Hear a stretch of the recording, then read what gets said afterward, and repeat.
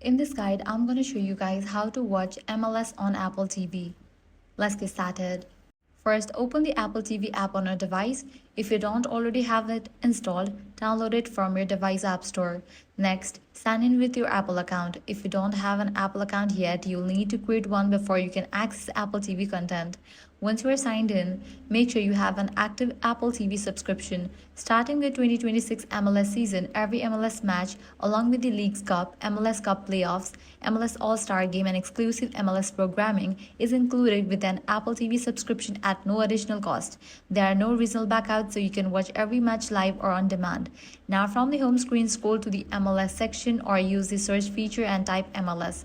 Open the MLS page to browse live matches, upcoming fixtures, full match replays, highlights, and exclusive shows. Simply select the match you want to watch and press play to start streaming instantly.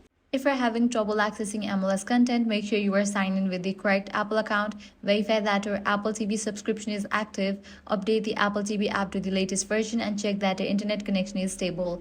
And that's it. This way you can easily watch MLS on Apple TV. If this guide helped you out, do not forget to like, share, and subscribe.